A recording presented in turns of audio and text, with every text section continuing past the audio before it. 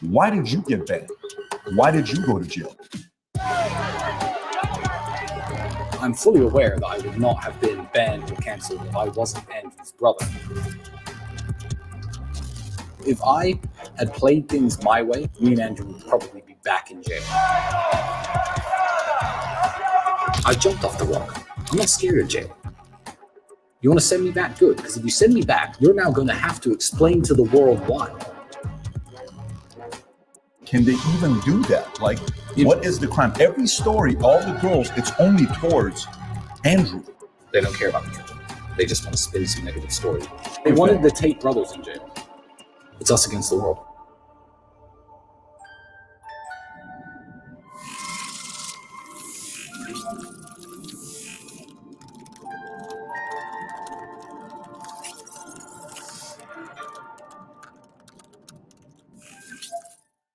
So when you hear the word Tate, you think about Andrew Tate, but it's really the brothers, Andrew and Tristan Tate.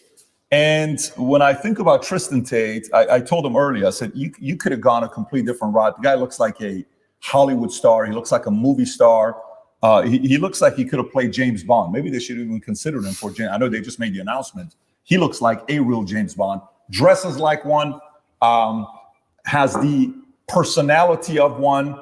The ladies love him. If you've never seen his pictures, just go on Google, type in Tristan Tate. You'll see what he looks like, good looking guy. But he's got a complete different identity to himself, very different than Andrew. We had a very good time talking to Andrew, your brother, and the way he built you up today was very unique. I've seen you guys talk to each other about each other, but the way he did it today was very different. Anyways, Tristan, it's good to have you on the podcast. It's good to finally meet Yes. You. Last time we met in Madrid, but we never did a podcast together. For about 60 seconds. I was saying I was eating Spanish paella the night before, cracked one of my teeth. And the next morning, Andrew wakes me up saying, okay, let's go to Patrick's podcast. And I had this big swollen face. So I hid inside of my hotel, but I did catch you for about 45 seconds by reception because we were staying in the same place. Yeah. And you thought I'd been in a fight. I thought, because you guys fight, I'm like, this guy probably got into a fight. Apparently now I know the story. He lost to some muscles, but not the good kind of muscles. Yeah, not the good kind. So here's my question for you. When we read the stories about why, Andrew's gone to prison, or Andrew this, or this woman came out, or that woman came out, why did you go to jail? Why did you get banned? Why did they take your Instagram down? I mean, I remember the pictures. It was all cars and suits and motivational stuff. So is it guilty by association? It is guilty by association. I hate to say it, but I'm fully aware that I would not have been banned or canceled or probably ended up in jail if I wasn't Andrew's brother. But there are so many benefits that come with being Andrew's brother that you have to take the good with it. You have to take the good with the bad. So it didn't upset me too much. No, I smiled about it. Where does this positive attitude come from? You could be the victim. Oh, Andrew, you did this. Yeah, you landed me in jail. Look at all our assets are seized. Yet, smile on your face, as gracious, just humble guy. Where did all this come from? It's always been the way me and Andrew are, and we've shared in our successes. The first time he became a millionaire, we celebrated. When I became a millionaire, we celebrated. When we bought our first supercar, we drove that home from the dealership together. So every single positive moment in my life, the first time we ever chartered a private jet, I remember we were just happy, drinking, having a great time on the plane. This is before he reverted, before anybody jumps on that drinking reference. But if you want to take all the good moments from having a relationship, a brotherly relationship like me and Andrew have, and then he becomes the world's most Googled man, one of the most influential men, I guess, in the world. And by default, he's attacked by the Matrix in a way that ends up with him being thrown in prison. I feel like I'd be more mad if I didn't go to prison with him. I'd feel like, I've taken all the good from being associated with Andrew, and, he builds me up and I build him up. And for him to be sitting in jail without me, it would just feel wrong. So I'm not even mad about it. I'm the opposite of mad about it. I'm glad they roped me in with it. I'm glad they said guilty by association. I'm glad they throw me in jail with him. And if they frame him for real and send him back, they better send me back too, or I'll break myself in. You break yourself into jail. I'll break into the jail. Right. Seduce one of the prison guards or something smart. I can't see you doing something like that. I can't see you doing something like that. But you did give a good book recommendation earlier. I appreciate that, which was great. It's an inside joke, but so going back to this whole story of I got confused right now because we're both in a different place right now. I got it. I'm thinking number 7. I'm thinking 8.5. I'm in a whole different place today. Okay. But working out is good, staying in shape is good, all that stuff is a very good thing. Yeah. So really though, when you talk to your lawyers, why did they put you in jail? I mean, I know it's guilty by association. Can they even do that? Like What is the crime? Every story, all the girls, it's only towards Andrew. Where are you involved? Yeah, well, when digging through Andrew's entire past, trying to find a reason to. Did you know that you could get $50,000 to over $150,000 of investment capital at zero? Put him in jail. Put you in jail. I mean, I know it's guilty by association. Can they even do that? Like, what is the crime? Every story, all the girls, it's only towards Andrew. Where are you involved? Yeah, well, when digging through Andrew's entire past, trying to find a reason to put him in jail, what you have to understand is we have not been accused by X number of women. The prosecutor has accused us of doing X to X number of women. These women actually defend us actively. One of the statements in the file is a girl who I used to date a little bit. She details nothing illegal, says nothing illegal went on. She wasn't held against her will. She wasn't trafficked. She wasn't exploited. But because I used to sleep with her, I guess I'm guilty too. So, I mean, I guess one of the girls is my ex. So that's the only real link with me. But yeah, it's guilty by association. They wanted the Tate brothers in jail. So when they came to arrest, did they come to, was it you and Andrew? It was both of you. Yeah, they had arrest warrants for both of us. And when they came to arrest us, what's very funny is my cousin's girlfriend was here at the time with her friend. There were actually women in the house at the time. The women in the house were not questioned. The women in the house were not asked if they were okay. The women in the house were not asked if they were in danger, if they were safe. They were completely left alone, left to sit on the couch with us while the police watched over us. Well, they went through the house and took everything that was valuable. They were Googling the value of the various items they were taking, marking it down on a spreadsheet, and they left, I think, without saying a single word to the women who were in this house, which is very unusual, you would think, in an investigation about human trafficking. But you could take what implications from there you will, and guess what their motivations were, if you will. But I can't say anything at the moment. That makes sense. So we talked to Andrew earlier about his experience in jail. How was the experience for you, from your point of view? Well, I mean, Romania spends less money per prisoner than any single country in the European Union. The prisons are constantly getting in trouble from the European Union for being underfunded, too many people per room, not enough square meters, not enough calories per day. So the jail experience, it wasn't good, but it was interesting. And I took jail in a very strange way. I feel like if you're gonna walk around the world running your mouth all the time about what you are and what you think you are, eventually something's going to come along in the world and test you. If you walk around saying, I'm the baddest man on the planet, I can beat anyone up on earth. Mm-hmm. One day someone in the street is going to be like, you're the guy who thinks he can beat anyone up and punch your lights out. I don't speak as much as Andrew, but I do say I'm a very strong-minded person. I always preach to young men, if you're going through hardships, you need to deal with it like a man, continue your training, stay focused. And it just felt like God gave me an opportunity to prove to myself, above all else, as well as to everyone else who listens to me, that I am actually what I say I am. So coming out of jail, I'm almost grateful for the experience, as hellish as the environment was. As hellish as the environment was, you were grateful for it? Yeah, I'm grateful that my life has been very, very easy for the last 6 or 7 years. I retired from professional fighting when I was 28. The last sad thing that I guess happened to me was my father passing when I was 26 and a half. So I'm 34 now. I'm coming up 35. These things happened a very long time ago. I've increased in wealth. I've increased in fame. I fly around the world doing whatever I like, driving whatever car I like, staying wherever I like, sleeping wherever I like, going. It's been such an amazing experience that I haven't tested myself for real in a very long time. So yeah, grateful for the experience. Andrew had very high praise about you, right? I mean, we did a whole segment about he always thought you were the best brother in the world, but after being in jail with you, now he knows, he's confirmed and reaffirmed that you're the best brother in the world. And he almost kind of compared you to like being the yin to his yang, right? And I didn't really fully understand who Tristan was. We've sat with Andrew for hours on end. We had 45 seconds with you after that paella incident, right? But he says that your special gift is you've mastered the art of not giving a fuck. Yeah. So what is that all about? Well, I'd say it's not giving a fuck in the way that, because I know people who don't give a fuck. Their life sucks. They don't work out. They don't care about their own health, happiness, wealth, work. Not in a degenerate, I'm a bum kind of way. I'll give you a better example, because I know exactly what he means. I feel like, because I am his younger brother, every great general who sits at a table with his staff needs that one fearless guy with him You know, he needs people who preach prudence and being careful. And we have those people, believe me. They're very, very loud in our ears every single day since getting out of jail. But, you know, if you're a great samurai general and you're sitting around the table, you also need that one guy who says, okay, there's 10,000 of them. There's 5 of us. Okay, let's just go. It's more fearlessness than not giving a fuck. If I had played things my way since getting out of jail, me and Andrew would probably be back in jail right now. I'm censoring myself on this podcast, but the first day I got out, I thought, you know what, screw it. Just put a camera on, just tell the whole world what's going on, let them take me away live on stream. That's me. So luckily he keeps me in check, but also I feel like I can inspire him to make a few bolder and braver decisions in life because of my counsel. So I'm very much one of his councilmen, but he does need me at the table. Without that guy, you're just going to be a pussy, you know? Have you always played the number 2 role? Like, you know, in monarchical times, it was always the eldest son that was passed down to the crown. From your father down to Andrew to you, has it always been an understanding, all right, I'm number 2. My brother's the leader. Let me get in line.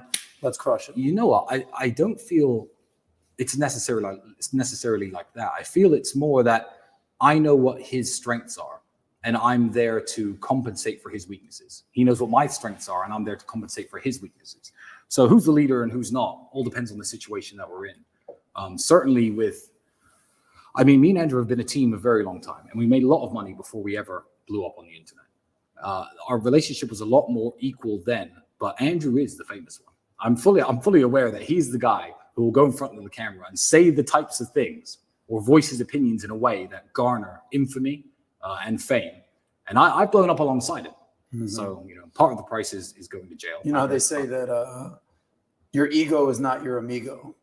There must be some part of you. I mean, you're a 6'4", badass, good-looking, Hollywood-looking guy, girls, Bugattis, yet you're willing to take a back seat to Andrew's fame.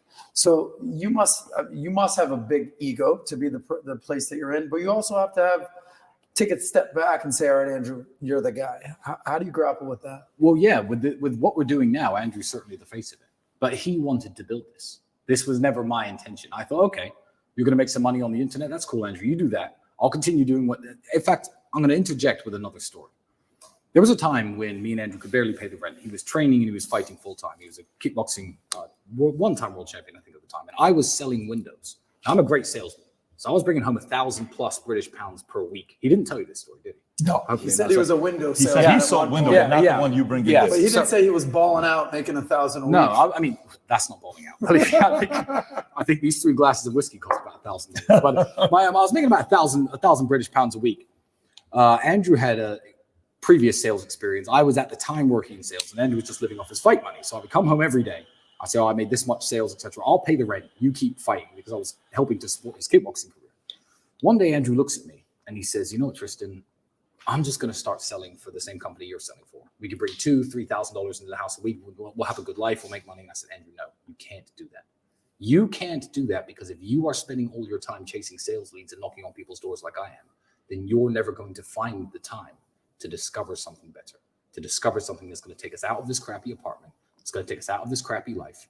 So even back then, when I was willing to work away selling windows instead of kickbox, because I got paid almost nothing. I was the European champion at my height. My most I've ever got paid was $1,000 a fight.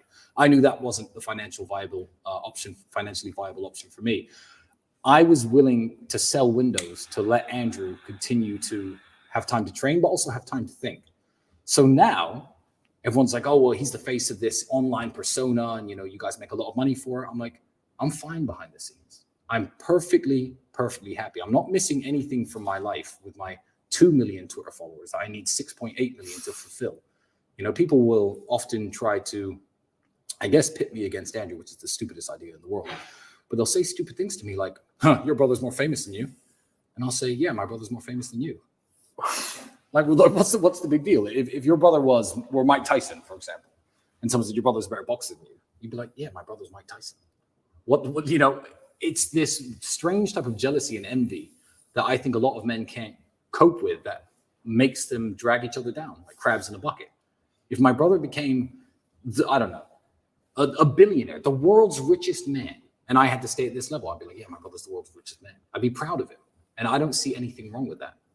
It's not a competition. We're a team. I think that's a big thing. So I got an 11-year-old son and a 9-year-old son. Okay. Beautiful. And the perspective to have, there's got to be also a massive level of maturity of the younger one towards the older one. I'm the younger sibling in my family. My sister's 6 years older. Well, we got a very good relationship in our family. But the wisdom of the younger is different than the wisdom of the older, right? You're more watching. You're more like, okay, yeah, that's probably not a good idea. I saw Dad smack him upside the head. I shouldn't do that. Okay, wow, that's pretty good. That leads to good praise, or that's good. Yeah, I don't like that. I have no interest in that. Okay, it's pretty. I would have probably done it this way, but I get it.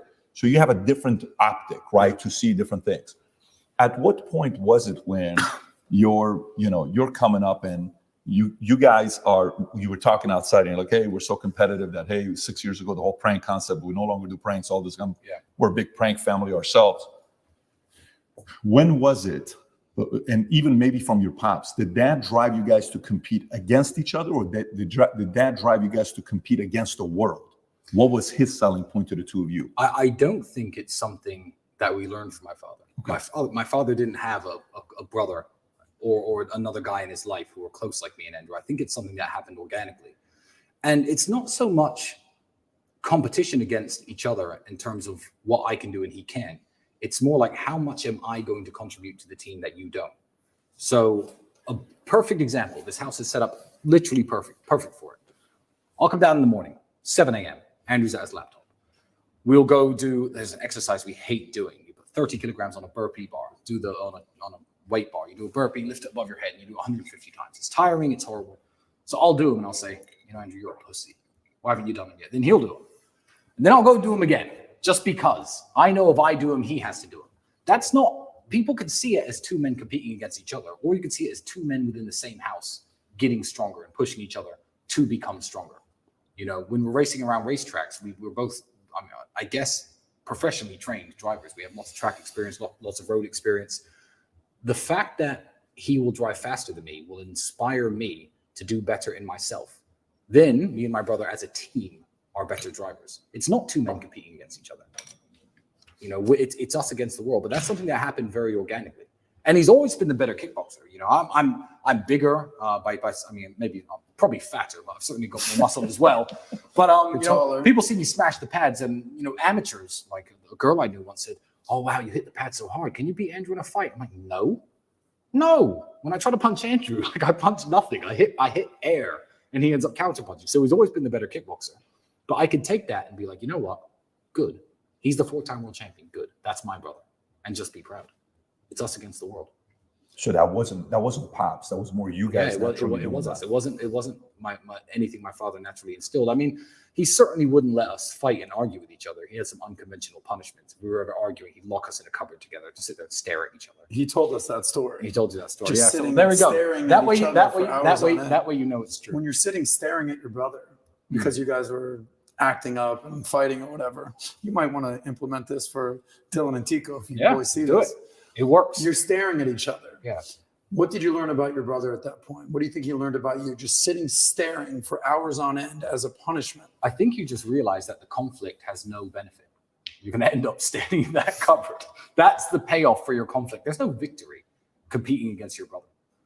And, we grew up in Luton as a huge Asian diaspora, I guess. Lots of Indians, lots of Pakistanis, lots of Sikhs, lots of Muslims. And these people work as a team. It's one of the reasons they outcompete British people, native British people, in almost every single metric. And we knew a guy named Bali. I hope Andrew hasn't told you this. No. So he was a lawyer, probably 50,000 pounds a year. And he drove a $400,000 Ferrari, a 400,000 pound Ferrari, and a 500,000 pound Rolls Royce sometimes. And we were saying, like, do you think Bali's a drug dealer? What do you think he's up to? Me and Andrew at the time, had quite a close brotherhood. And he looked at us one day. I said, Bali, how do you have all this money? How do you get these fancy cars when you're just a lawyer? And you're relatively young. He was like 26, 27, about 5 or 6 years older than I was at the time. And Bali's exact answer was, I remember he said, you white people are stupid. Now, I'm mixed race. He wasn't talking anything racial. He was talking about, I guess, native British people. He says, you will have 5 sons, or your father may have 5 sons, which for someone in my culture, he was a Sikh, an Indian Sikh from Punjab. He said, that's a jackpot. And this Englishman's 5 sons will all move out of the family home. They'll pay 5 rents, probably to people like me. They'll take 5 different student debts out, go out 5 different career paths. They'll set up, they'll get 5 different mortgages, marry 5 different women, and never see each other again. You see, my father had 5 sons. Now I'm a lawyer. My brother's a dentist. My father's an engineer. My other brother owns a construction company. And every single skill set that they needed to flourish was within the household. So we all live in the family home. We pool our resources. Our women work together and prepare food for us. We work, and every time that we have new children or the family is expanded, we just expand the house. My brother owns a construction company, and that way, as a group, we have 3 Toyotas, 1 Ferrari, and 1 Rolls Royce, and we can all use them anytime we like. And that was what introduced me and Andrew, because we were flat broke at the time. We had nothing to share. To the idea of certainly, you know what, if we can buy a supercar together, one nice car, then we can just share that car. And now, thanks to his car addiction, we have, 40 plus, minus the 10 or 11 that have been temporarily seized by the Romanian government. But yeah, it introduced us, I guess, to the concept of pooling your resources and sharing. And you know what? He's 100% right. That is a lesson you can learn from the Indians, from the Pakistanis, because it's benefited us massively. And you guys live together here in this amazing compound. And Andrew said he foresees himself living with you the rest of his days. Yeah. How much of a factor was those stories from the Punjab guys to today living in Romania? You know what? That was massive. And I don't speak to Bali anymore. So if you're out there, Bali, and you're listening, thank you for that. But people will even ask that nowadays. The way that, when you're a high net worth individual, the way things are owned is very tricky. You don't want, no high net worth individual has everything in his name. Let's just put it that way. But it's complicated the way things are owned. So sometimes people will ask me, there'll be 5 cars on the drive, and girls especially who are naive to these things will be like, which ones are yours and which ones are Andrew's? My honest answer is I don't actually know. I have to look at the papers to work out exactly what, but it doesn't matter. It doesn't matter. The keys are in this box in that room, and we can drive them whenever we like. And we never argue because there's so many. And when you build that abundance and you build yourself to the level of wealth me and Andrew are at, what are we going to argue about? There were times when we were kickboxing where we didn't have money for food. We used to eat cans of sardines, and there have been times splitting our last can over plain rice. Mm-hmm. So now people are like, oh, it's weird that you share a house with your brother. I'm like, it's weird that you don't. I used to share my last can of food with him, and now we can't live in the same house. I've got 9 bedrooms. It's not like we're cramped for space. And otherwise, we just live in 2 separate houses with 4.5 bedrooms each. And drive to each other's houses every day, it wouldn't make sense. But there's got to be 100% trust for this to work. Oh, 100%. Which is what you guys have. But me and Andrew have a 100%. It's very obvious. Yeah. Very obvious. Trust. So he gave you some love. What would you say about him? Like, from your perspective, what strengths, who is Andrew to you? And maybe what are some strengths and things he does that the rest of the world doesn't see that you know? Andrew is the hardest working man I've ever met. Even with the lifestyle he lives now, and as fun as it looks, and it is fun, and all the fun shit we do is real. Even if we are in a luxury hotel in the south of France where you're paying $10,000 per room, Andrew will be up at 7 o'clock in that hotel gym. He'll message me at 8:30. I'll wake up next to God knows who. Whiskey spilled all over the desk. But again, that inspires me. And he'll be like, emergency meeting in my room. Emergency meeting. You always say that. So I'll go to his room. So the whole world is what's the emergency? And he'll bring up tiny issues with the business that, I could have slept on quite happily. But again, it's like me doing the exercise when he won't. It pushes me to be a better person. And Andrew will happily work 15, 16 hours a day and then go out and spend 4 or 5 hours having fun and blowing loads of money. It doesn't come from the sky. It's not magic. We're not trust fund kids. We didn't win the lottery. He is the hardest working man I have ever met. And the fact that I can even live with him and try to keep up is a testament to me, because it's difficult, Because it's constant. Yeah, and people don't see the work. Me and Andrew, we're in good shape. I don't post training videos and, fitness progress videos. I just do the work and let the results speak for itself. In terms of money and in terms of business and success, that's Andrew. Everyone's like, oh, well, how does he have all this money? Maybe he's a criminal, So how does he have all this money? I know why he has all this money, because he's sitting right there at that desk at least 10 hours a day, even when we're not on house arrest. He'll be out in the evenings having his fun. And that's what we'll show to the world. This whole, hey, look at me, I'm at my laptop and I'm going to grind away for 6 hours. Like, no one wants to see that on Instagram. No one wants to see that on social media. It's boring. They want to see you driving the Bugatti with a cigar in your mouth and a beautiful girl next to you. But that doesn't come without sitting at that desk for a good while first. When's the last time you told Andrew no? Meaning, hey, I have an idea. Here's what I want to do. I'm the hardest working man in the world. Here's what I'm doing. I have an agenda. And you go, no, bad idea. Let's do this instead. Do you ever tell him no? How does this work in this relationship? I guess the answer to your question would be tell Andrew no why. You know, we're two men with the exact same vision, aiming for the exact same goal. It's that old saying, with great power comes great responsibility. So telling Andrew no, you have to understand, I'm the only person in the world who can tell him no. Ever since Dad died, it's me, and that's it. So I'm not going to use that power over something trivial, over something that is a recommendation. If I don't think he should do something, I just know when he really, really shouldn't do something. And then I'll say no, but I literally can't think of an example. I can't. No, I can't think of an example where I've told Andrew no in the last couple of years. That's the dynamic of the relationship between the two of you guys. Indeed, but he's also the only person who can tell me no. And he doesn't really tell me no for anything. You know, I'm still a 34-year-old man, little brother or not. He's 36. I can make my own decisions. And none of us have the tendency to ever do anything that's really stupid. So at the peak, who was funner to party with? Oh, I've always been the funnest to party. Really? I'm still the fun one to party with today. No. Don't worry about the peak. I haven't reached my peak yet. Like, I'm still working on it. Yeah. I'm the one, Andrew, I'm the kind of guy, I definitely take the party a bit too far.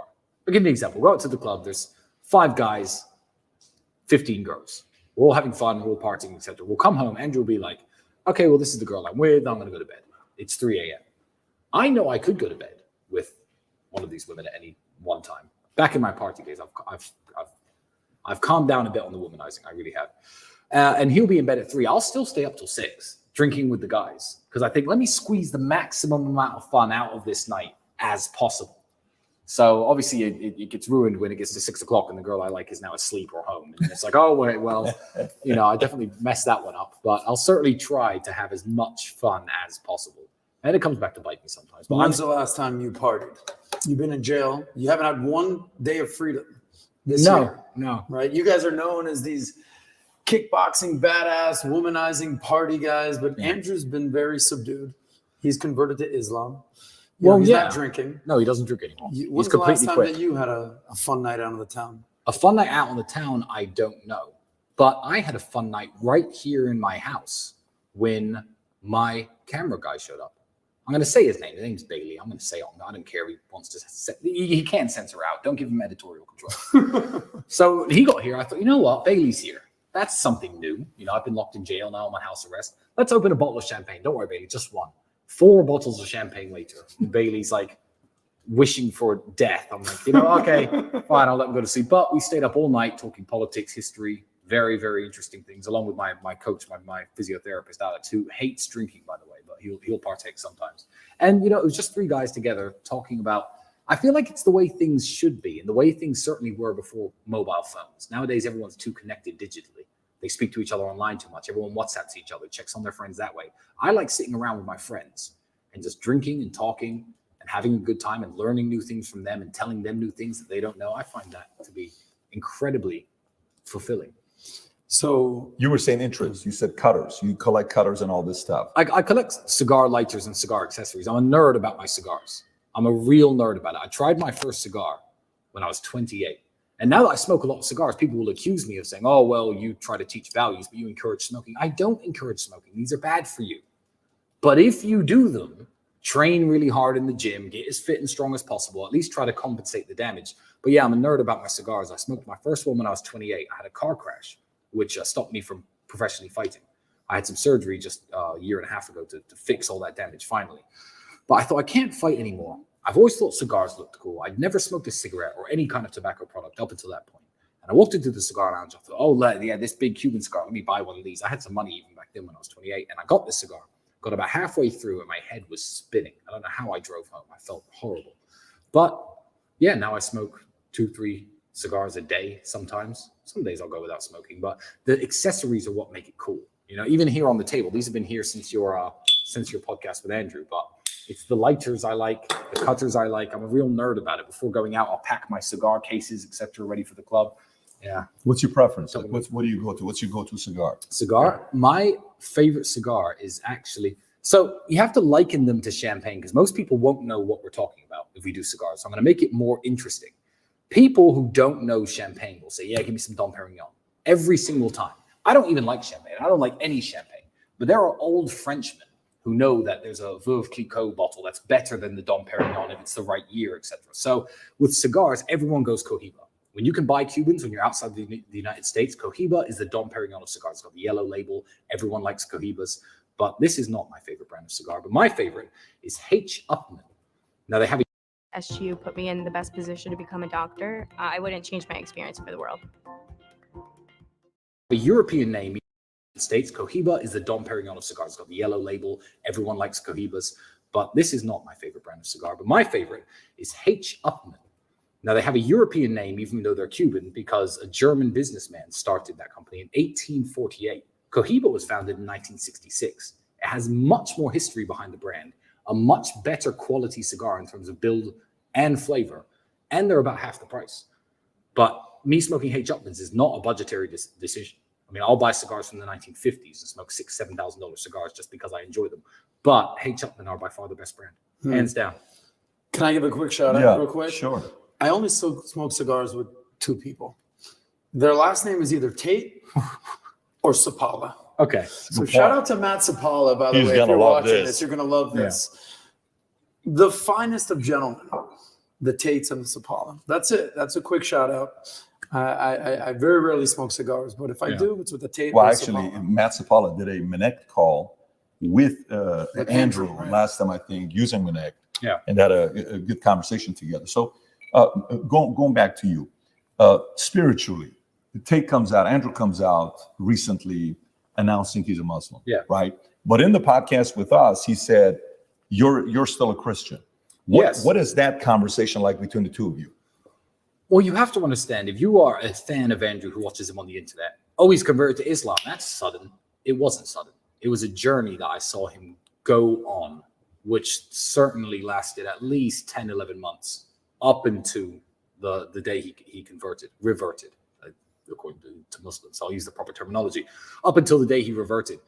I became a Christian about 6 years ago. I spent a lot of my life as an atheist. I'm so ashamed to say that. I don't like the word. I think it's a bad word nowadays because I was young and naive and stupid enough to think that people could be perfectly moral and live in a perfect, harmonious society without the need for religion. And about 6 or 7 years ago, I looked around the world, literally, at what people were doing.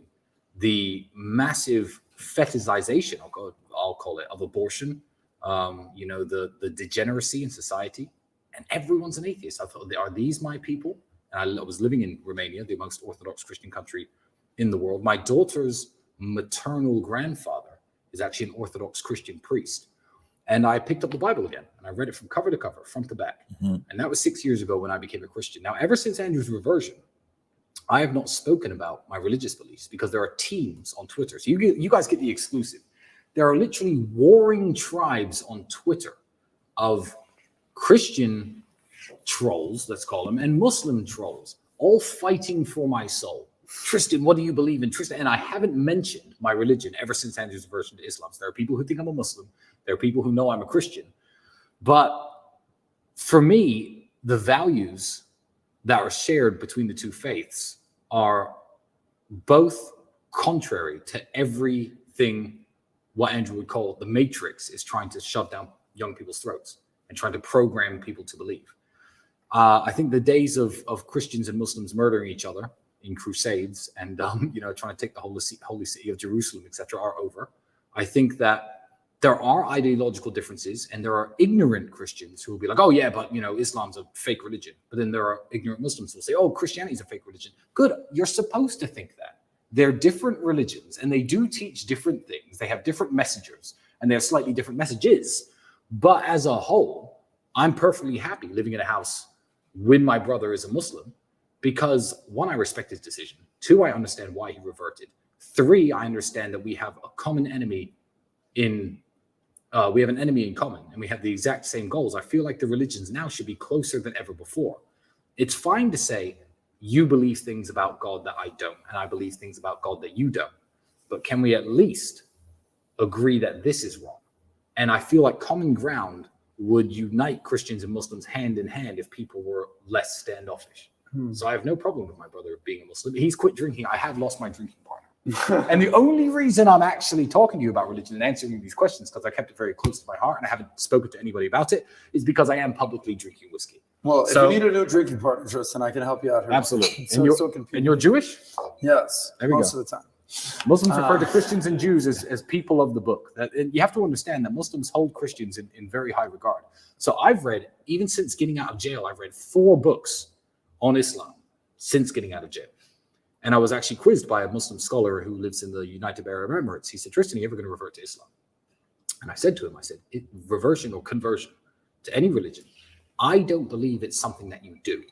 I believe it's something that happens to you. If you look into a subject and you read the Bible, and you read about, Christianity, and you read about the life of Jesus Christ, you don't think, you know what, yes, screw it, I'm a Christian. I feel like it's something that would have to happen to me, not something I'd choose to do. And I've even had people say, oh, your life would be better if you revert to Islam because, there'd be benefits of you living in the Middle East, etc. And I said, no. How disingenuous would that be to my Muslim friends and colleagues, of which I have many, to revert for any beneficial reason other than me genuinely feeling it within my soul? So that's the reason I haven't. Not because I haven't chosen to, but because it hasn't happened to me. Right. So that means it could happen. Yeah, absolutely. Right. Absolutely. You said so interesting. You just said something earlier, real brief. You tweeted out, you said positive pregnancy test, ? Yes. Unsure what to do? This is the sign you were looking for. Keep the baby. Yes. Raise the baby. By the time they are 2, you will thank God you read this and shudder that you ever considered an abortion. I understand you have a choice, but make the right one. Yes, I did tweet that because I understand that there is now a chance with 1.8 million people following me on Twitter and 700,000 people watching each of my tweets that I may have just saved a life. I wasn't trying to make any point about the legality of abortion because everyone's arguing underneath the tweet, oh, it should be legal, it should be illegal. I will actually upset both teams because I'm not pro-life or pro-choice. I believe that abortion should be legal under many circumstances, and there are many reasons why there are people in the world who, for many reasons, would need an abortion. What I do is I don't try to force my views on anyone else. So my view on abortion is very simple. I'm against abortion for me. I've made lots of money. I'm a smart guy. I'm a great dad. If I get some girl pregnant, even if it's by accident, it was my choice to sleep with her, and I'm going to make sure she brings that baby into the world and take care of it for the rest of its life. So I'm against it for me. I don't try to force my views on other people because otherwise we're going to start this whole debate. It's going to happen in the comment section of this video. Oh, but what if a woman gets raped? I'm against abortion being used as a form of contraception. So I'm on neither team. So both teams can get mad at me, and I don't really care. But yeah, I just thought with so many followers, maybe I'm going to get a letter in the mail in 17 years' time from somebody whose mother's going to tell them the story of the time she read Tristan Tate's tweet. And I thought that would be awesome. Wow. So that was my motivation. I wasn't trying to start a political argument because I really don't care enough about these issues to debate people on them because I know how I want to live my life. And if you're a crack addict on the streets of New York and you end up pregnant through sex work, I do believe there is a case where you personally don't need to be bringing a baby into the world. So I'm not going to tell you it's illegal. So I'm in the middle. So everyone can be mad at me. Everyone can hate me. Do you like debate? Oh, I love debates. Do you like it as much as he likes debates? Oh, I love debates. Okay, so you love debates. Oh, I love debates. Okay, so politically, when you think about like, are you following politics closely? Do you watch the election? Do you follow the election closely? I do. Yes. What do you think about the elections in the U.S. right now and the conditions in U.S. politically? Jesus, I feel like both teams have psychos that they need to pander to the point where the whole process has become absolutely ridiculous. I feel like the right have fewer psychos who are less extreme that they have to pander to than the left. But you take people who say very normal things, and again, this is going to get me in trouble, like men can't get pregnant. And people who've been alive since the 1950s, since the 1960s, people who know that's not true, now have to pretend that they think it is true. And I'm like, I'm not going to go into what you think about foreign policy. I'm not going to go into what you think about the issues America's facing, because you just said men can get pregnant. So you're an idiot. And I feel like the pandering to all these special groups, whether it be the military industrial complex, let's not go down that road, or, you know, the insane, I won't say the LGBTQ insane people, I'll say the QT plus people, because I think LGB and QT plus should be completely separate things. Yeah, it's very hard to take any American politician seriously. I do know who I want to be the next president of the United States. You probably know who I want to be the next president of the United States. Joe Biden guy we talked about. Oh, yeah. No, go ahead. I was going to say, the audience doesn't know this. When you walk in here, there's a, is it 6 feet or 8 feet painting of President Joe Biden? I was so impressed the fact that you guys have that kind of pride for U.S. in the house. But it was him Very falling impressive. down. well, you know, I'm not very good at darts, so I need a big board. So, Would you say you were born in America, I was born in the United States. raised in England. UK? I'm English. You would consider yourself English? I would consider myself English, British. I'm proud to be English. I love English history. As a mixed race person, I like to be able to stand up and say I'm very proud of British history and we should all be proud of our heritage, without people being able to point the finger at me and call me a racist, because when white English people say that, suddenly they're racist for some reason. Yeah, super proud to be British. I think that the influence that the British have had on the world is incalculably larger than almost any other culture. Please correct me if I'm wrong. A lot of the great inventions in the world were British. The way that you go to every single country in the world and they're all speaking the language of one tiny island in Northern Europe. Why? You know, I'm a proud Englishman, and I don't care about the United States so much because I left when I was 8 years old. If you want a guaranteed way to get in touch with me, maybe you have a business idea, maybe you want some fashion tips, maybe you just want to connect, you could find me on Minect. How interested can I be? As much as I'm interested in the nerdy way that I'll follow it and know what each team has to think, if I've never worked a job in America, I've never had a girlfriend in America, I'm not educated by the American school system, I don't have a business in the United States. You've never had an American girlfriend? Oh no, I've had loads, but I've never had to manage a relationship while living in the United States. Yeah. So what do I really have invested in who wins the election? You know, as much as I'm interested in it, I consider myself British and I care much more about England, which is a lot more fucked up than the United States in lots of ways. It's failing in every single metric, which makes me sad. Would you say you follow British politics even more than American politics? No, I fear American politics because it's more interesting. The British politicians are all rubbish. And because of the electoral system where the prime minister comes from the party who has the most seats, and each seat is an individual election with the first past the post system, there's no winners. Nobody can come along as a hero. Let's say hypothetically, because I don't want to say who I support for president, but let's say hypothetically, some billionaire businessman with charisma came along and said, I want to become the leader of England. He's got no chance. He'd have to start his own political party. He'd lose in every single individual election in every single constituency in the United Kingdom. And you'd never hear from him again. I think it was I don't want to say the exact date because someone's going to correct me on it, but it was in the 1970s. The Green Party of England won 20-something% of the vote and got 0 seats in the House of Parliament. That's the way the system works there. So no hero is coming along to save the UK, which is sad because I feel like both political parties that could possibly win and both their leaders are equally horrible. What you're saying is only in America. Yeah, exactly. Is that something like that possible? Yeah, exactly. In England, you got 2 dead horses and the race is about to start. Why watch? I'm not interested, you know, and nobody else is either. I actually have another question for you. Go ahead. We all have our nicknames, right? Yeah. PBD, right? So your brother is Cobra Tate. You are the talisman. Yeah. Okay. I actually had to Google what the talisman was, Yeah. right? So it is an object that has magic power and brings good luck. Yeah. Right? And keeps evil away and protects the person wearing it from illness, accident, disgrace, and misfortune. Absolutely. Right? So how did you get the name the talisman? And are you Andrew's talisman? I absolutely am. But it wasn't Andrew who gave you the nickname. I was 17 years old and I was working at a sandwich shop. And I used to hang around with this African guy from the Ivory Coast Republic. Luke, if you're watching, God bless you. I don't know where you are today. And we'd go out to various bars. And we would, anytime he'd see attractive women, because I mean, I'm 17. What do you know? of course I'm out there trying to be women.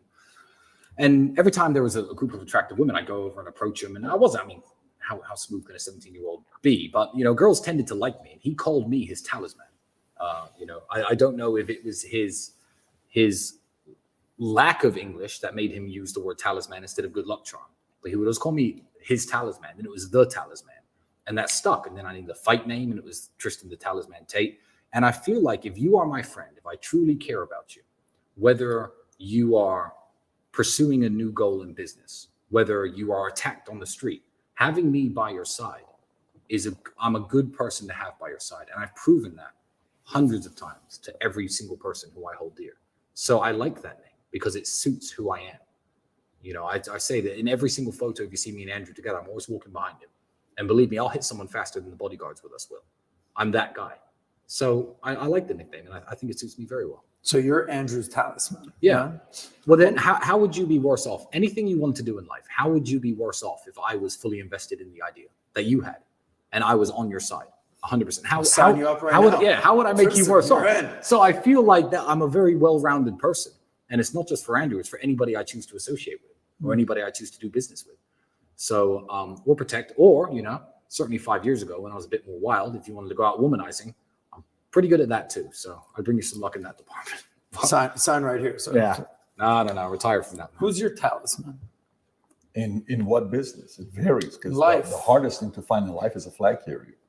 It's the hardest thing to find is a flag carrier. Yeah.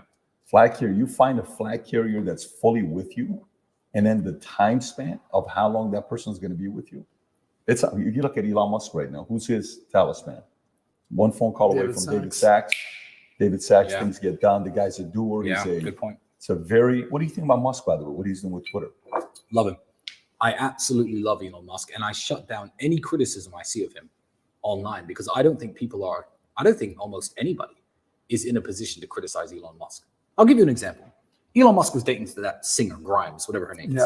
And some dork who fancies himself a dating coach on Twitter, I'm not even going to say his name because that would do him a massive favor, was like, oh yeah, Elon Musk really needs to book one of my calls for $29 for half an hour so I can give him dating advice. I'm like, who are you? Elon Musk is arguably one of the world's most powerful men.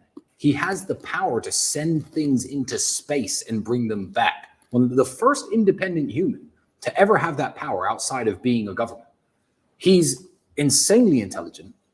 He takes on tasks. Tesla automobiles, absolutely rubbish idea if you were to pitch it to anyone many years ago. And he turns them into successes. Elon Musk is a different breed. It's like a bunch of chihuahuas, laughing at a tiger's stripes, saying that his coat was wrong.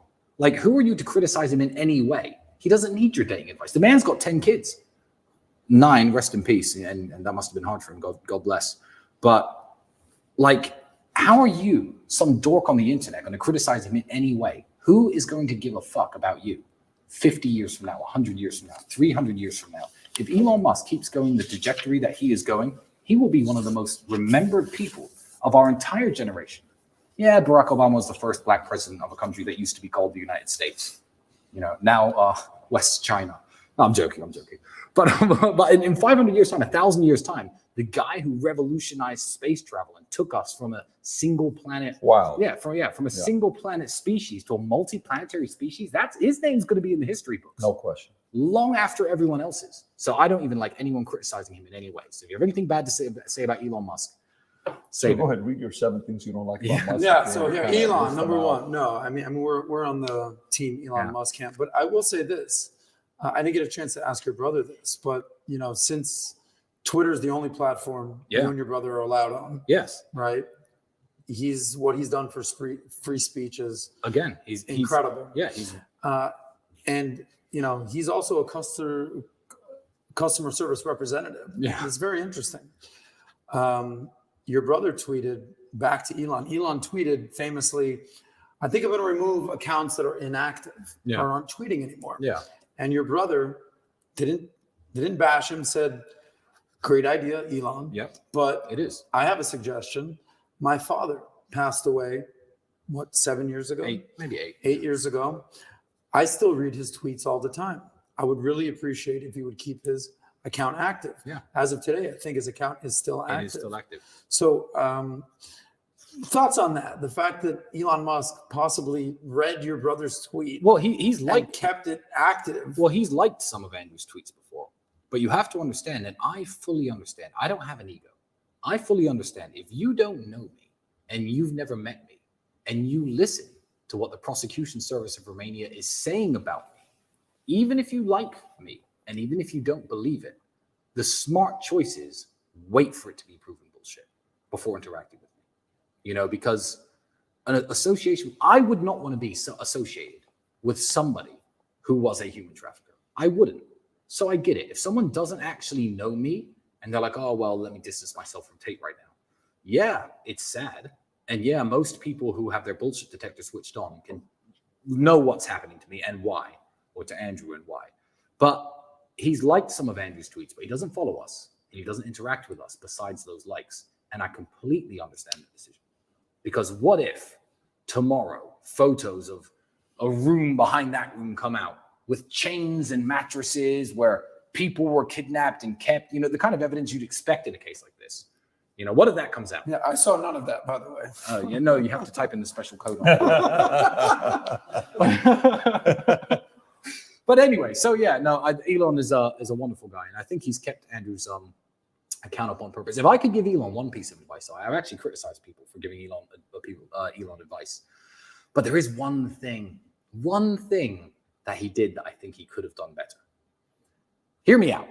You are the only man in human history ever to have the power to send things into near Earth orbit without the government.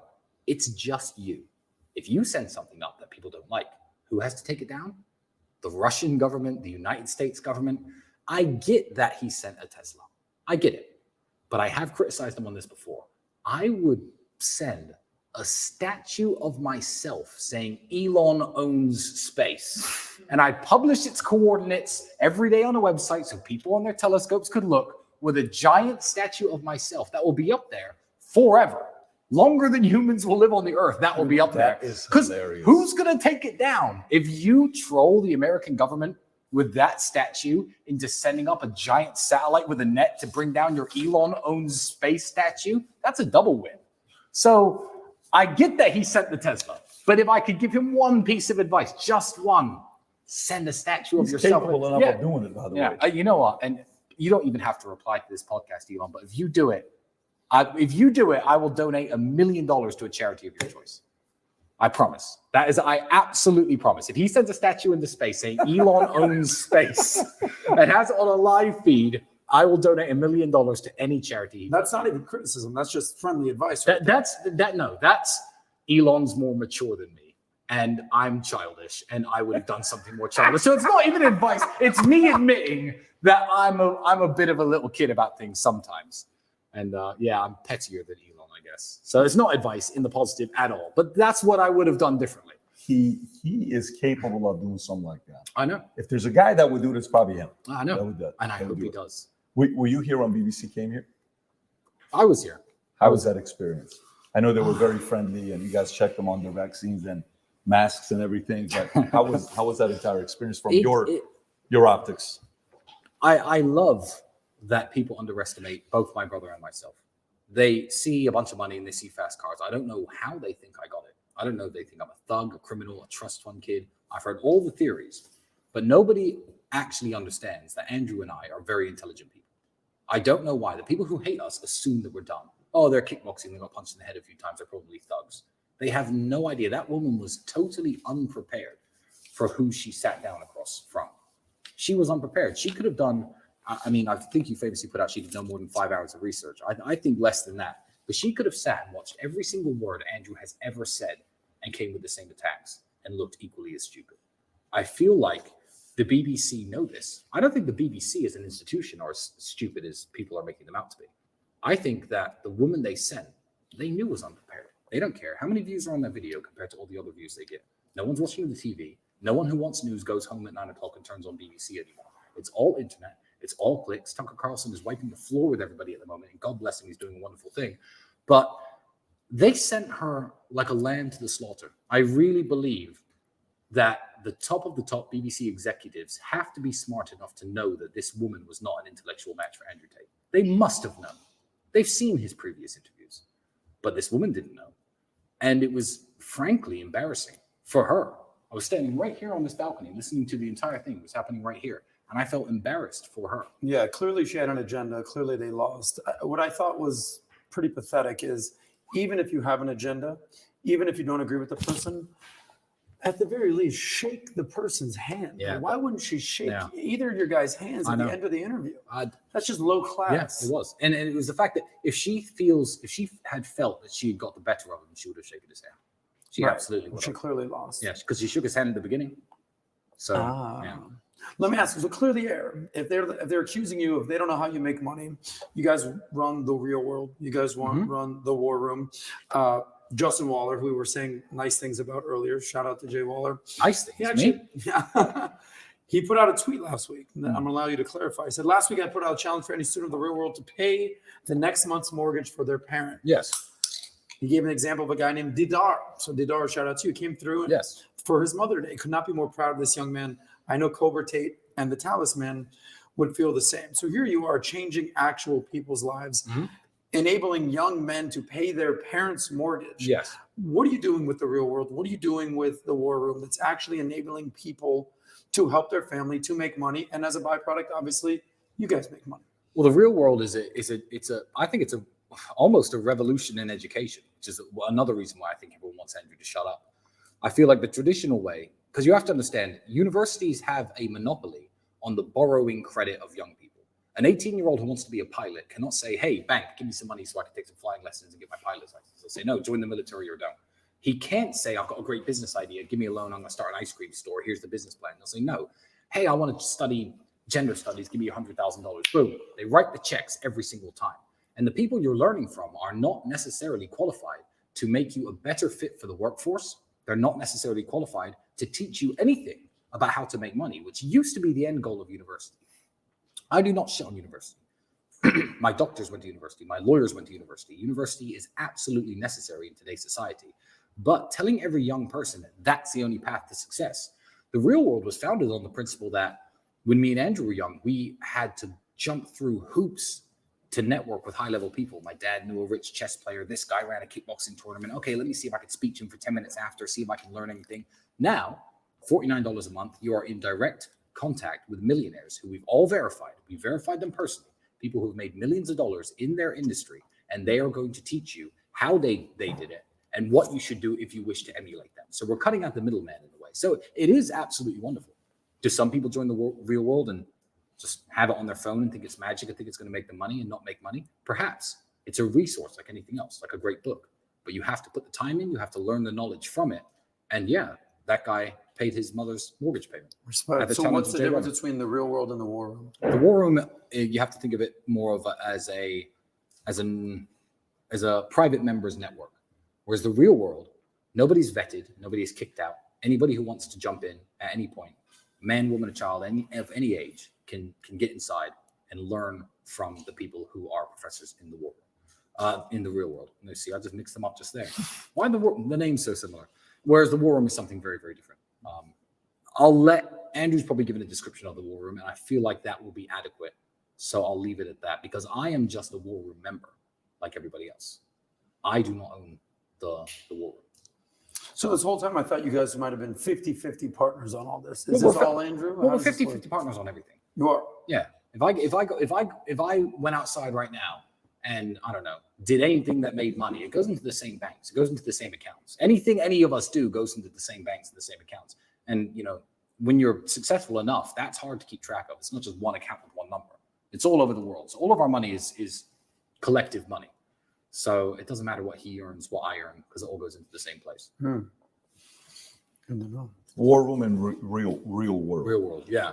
How many total members? You guys have an idea? I think the real world we have an excess of 200,000 students. Holy, 200,000 students. 200,000 students, wow. absolutely. Very impressive. And then for anybody who can do basic maths, you know, to assume that I would need to kidnap anyone to make money is ridiculous. I'll just leave that out there. But you know, the people who are involved in this attack don't care how I make money. They don't care in the truth. They don't care about the truth. They just want to spin some negative story about me. And I feel like they failed, but we'll see. We'll see what happens. Time will tell the way it's going right now. You're Yep. going to see what's going to happen here soon. But I'm not afraid of anything. They can't stop me. Have you ever been a child and found something scary? I have an example. I was living in Indiana, 7 years old, and everyone was jumping into this lake from this big tall rock. And I sat there all day and all afternoon while everyone jumped off this big tall rock. I walked to the edge of it 5 or 6 times. And I thought, you know what? That's scary. I'm not going to do it. And by the end of the day, I jumped. And thought, oh, well, that was no big deal. And I did it again and again. Then it was time to go home. I was no longer afraid of that. The worst punishment these people can do is to try to discredit my name, which fails, and to put me in jail. I've jumped off the rock.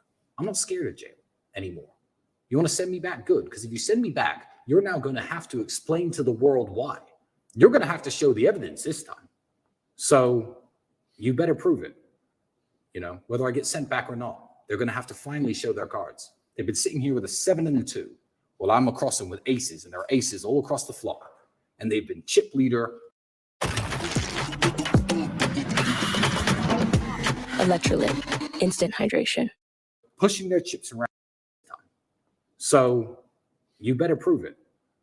You know, whether I get sent back or not, they're going to have to finally show their cards. They've been sitting here with a 7 and a 2. Well, I'm across them with aces, and there are aces all across the floor. And they've been chip leader, pushing their chips around, making their power moves. The time is coming where they're going to have to put their cards on the table. It's going to be tough for them. Yeah. It's going to be really tough for them. By the way, were you here when, well, I'm assuming you were here, when I think it was Andrew who showed the clip where he agreed for the vice guy to come here.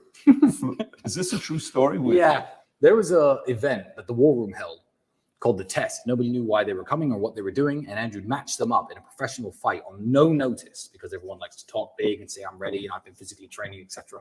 And people could either pass the test by getting in the cage or fail the test by denying it. The vice guys went through the test, and the entire time he went through the test, he was like, this is awesome. Yeah, I understand how this helps men grow and etc. Gave me all the bullshit in my ear. I knew he was a snake from day one. Called him out on the podcast. So this guy's a complete dork and he's not to be trusted. Now, Andrew ran this idea by everybody. The people who are careful, my legal team, my PR team, some of them are here. And a lot of people said, no, don't do that. No, you look like a bully. You look like you're mean. I was like, this guy, when we were in jail, released the most biased piece of negative journalism I've ever seen against us. Screw this guy. Andrew was like, really? I said, yeah, go for Andrew. I was that guy who said, who cares? What's he going to do? Break into my house, pass my security guards, and somehow beat me up? Now, we would have loved to fly to Australia or Thailand and stand him up there. So he's got a nice, 16-hour economy flight home. But sadly, all we could do was Bucharest. And I thought it was absolutely hilarious. He's still begging for an interview, by the way, even today. How long was he waiting outside? Oh, he came back twice. He wasted the whole day. But outside of my gate and physical hours spent, maybe 3. It's a shame what's happened to Vice these days, by the way. George Soros buying him out for $400 million. Yeah. Well, people deserve it. They, what goes around comes around. You want to be a little jerk? People are going to treat you like one.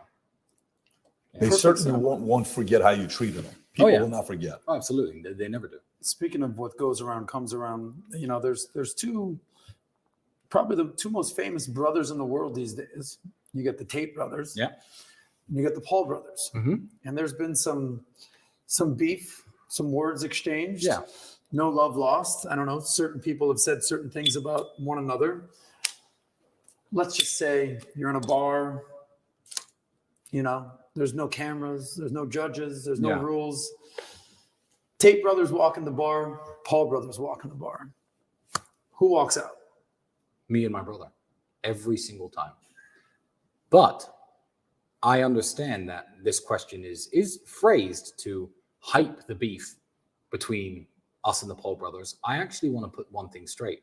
I have no beef with the Paul brothers. And I don't even think my brother does either. I will go as far as to say I really like Jake Paul. Me and my brother are bigger than the Paul brothers, more fight experience than the Paul brothers. I've taken more punches than the Paul brothers. Wrestling, grappling, me and Andrew have judo experience. Who would win the fight? I feel like that's a juvenile question to ask because if I saw Jake Paul, I'd buy him a drink. I like Jake. Logan, not so much. But Jake is a hardworking young man who has put it all on the line and gets in the ring against people vastly more experienced than themselves in combat sports. He fought Tommy Fury, who's a vastly more experienced boxer. And I don't feel there's any beef between me and the Paul brothers. I sat down and had drinks with Jake. I would go as far as to say I like Jake. I don't like their relationship as brothers. If I could criticize anything about them, there are clips when Jake's like, oh, I want to be the world champion of boxing. And Logan's like, yeah, good luck. Yeah, as if. I don't feel that's a good way for brothers to behave, but more of that comes from Logan to Jake. There is no beef. Well, there was beef between your brother, Andrew, Yes. and Logan. There was actually. I mean, there's words beef. exchanged, They probably yes. hate each other now. Okay. But it doesn't matter. I remember a year ago, Logan Paul saying, oh, Andrew's the big fish now, but we'll see in a year where he is. And now no one cares who Logan Paul is. Mhm. So, no one who doesn't drink his cheap sugary energy drink really cares who he is. I think in 5 years, no one's going to know who he is, but Andrew's still going to be relevant. Wow. So, but I think that's how the victory is going to be won. But I don't think about the Paul brothers. I haven't thought about them in a long time. But I have spoken to Jake since getting out of jail. And I will say right now, I like Jake. And I like Logan for one thing and one thing only. Logan brought back, with that loser KSI, this old notion of, okay, we've got beef. Well, instead of rapping about each other or, talking shit on Twitch streams, let's handle it like men. And that's how I grew up. I grew up in a very bad part of town. And, I've had 40-something professional fights myself. That's how beef was settled between men. Nowadays, everyone wants to stab each other or just talk shit and not actually back it up. Logan and KSI brought back the tradition of, I challenge you to a duel. So I feel like Logan has given something great to the world, even though I may personally dislike him a little bit. And Jake, I have nothing bad to say about. So I know that's a boring answer. No, it's all good. I respect Jake. Well, in the last interview we did, your brother called out Logan pretty hard. And then the last time we saw your brother out in public, there was a face-off between him and Jake. And Jake. Him and Jake. Correct. Yeah, because there was talks of a fight at the time. Gotcha. I think certainly any plans to join in on the YouTube boxing community were thwarted by our arrest and our imprisonment. But I also feel right now, and I'll say it unapologetically to anybody involved in that industry, YouTube boxing's dying. It was fun for a while. It was a spectacle for a while. You think it is? You think it's dying? I think it's dying. I think people want to see Jake versus KSI. Jake will kill him, by the way. And after that, no one really cares anymore. I think that you can only put a spin on boxing for so long, but you're never going to beat the traditional, this guy's trained 15 years against this guy who's trained 15 years, old school rules of boxing. I've actually likened YouTube boxing to celebrity sex tapes. Hear me out. Lots of people watch pornography, which is haram, by the way. Don't watch pornography. It's one of the worst habits that men could possibly have. But lots of people watch this stuff of professionals having sex with each other, okay? A celebrity sex tape comes out. They're crap at sex. Guy's got a small dick. But everyone watches it. Why? Because it's a novelty. It's entertaining for a very short time. Kim Kardashian got famous that way. Pamela Anderson, Paris Hilton. Back in the day, that was a big deal. Oh, look, it's a novelty. It's porn. But this is a celebrity, someone we know, someone who we watched videos of, someone who we've seen speak on TV.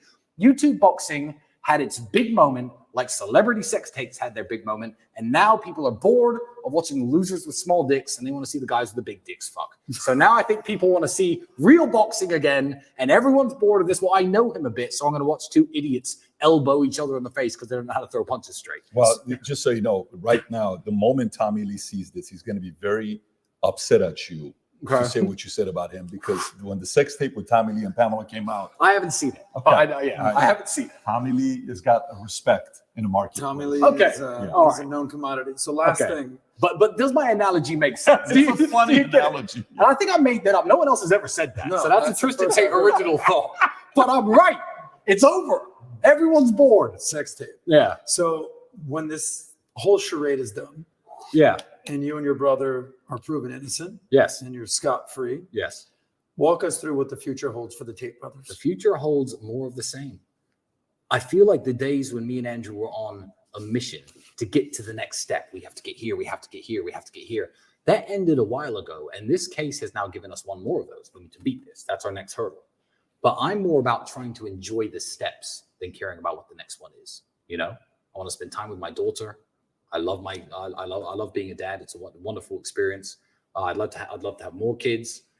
Keep the income coming in. Keep being rich. Keep flying around on private jets, experiencing the very best things the world has to offer: the best cigars, the finest suits. The most well mixed martinis at the finest hotels in the world. That's what I like to do, and there's just going to be much more of that. But I'm going to appreciate it a lot more than if I had never been sent to that dungeon. Respect. 92 days, 93 days. Yeah, 92 days. 92 days. Yeah. And you guys watched a very good movie together, Rush Hour. I mean, to have access to that kind of stuff, that's pretty epic to watch wonderful. movies and I think stuff. I think the people at the Romanian police force are probably studying that movie right now as well. I'm sure you've heard the story, but yeah, and on the flight back, that Yeah. song is stuck in my head right now. I can't get it out of my head. the catch-up song. Yeah. Jesus Christ! Yeah, Andrew's gone Fashion over the advice. stories. Fashion advice. You're like, it's amazing every time you put Yeah. it together. So, 22-year-old guys watching this, how can I get better in fashion? What tips could you give them? Oh, there's one tip. There's one tip that overrules absolutely everything. Be in shape. The person who makes my suits, the same person who makes the suits of King Charles of England. Now, I have nothing bad really to say about King Charles, but he looks worse in his suits than I look in my suits. They're made by the same people. Why? Because I'm in good shape. A suit is all about how it fits you. Mm-hmm. It's not about, I have to be Tristan Tate, I'm going to go to Savile Row in London and I'm going to buy a $10,000 suit. No, get into good shape, buy a Hugo Boss suit, for a couple $100, maybe $1,000, you could put one together. Have your mother, have someone with a sewing machine, taper it in a little bit at the sides, make sure that the leg is the exact right length. But if you are shaped like a man in good shape, the suit's going to look good on you. There's no way you can be obese, lazy, out of shape individual and go to my tailor and come out of my tailor shop, regardless of how much you spend, looking like me. Be in shape is the number one fashion advice I give to anyone. It's the old Versace t-shirt, on a big fat guy versus just a plain $5 t-shirt on a guy who's in decent shape. That's my advice to young men. Be in good shape and buy clothes that fit you. That overrules absolutely every single fashion rule that anyone could give. The man makes the suit doesn't make the man. Absolutely. Well, I was expecting one gray, one navy blue, one this, one that. No, 3 different be in colors. shape. Nope. Be in shape. It's actually in the shape. best Be in advice you shape could possibly and give. own one suit. It's fine. Yeah. So we learned a lot today. We learned the kind of cigars you like. It's half the price of Cohiba. We learned we're going to have to see what's going to happen with Romania because with the case, we have to kind of wait for that. We learned that these YouTube fights is like porn, celebrity porn. You know I'm right. You're smiling because you know I'm from right. there. And we learned that the best tip for fashionable advice is to be in shape. Absolutely. This has been an incredible conversation with you. I wish we could have done it last time. I'm glad we were able to do it this time. And me as well. You look good. No, nothing going on here, which is good. But looking forward to the next time. Hopefully next time we talk, you guys will be free and you'll be able to tell some stories that maybe we couldn't tell today. Oh, absolutely. I'm looking forward to that. Brother, this was great. Yeah, it's been great. Yes. It's been great. If you want a guaranteed way to get in touch with me, maybe you have a business idea, maybe you want some fashion tips, maybe you just want to connect, you could find me on Minect.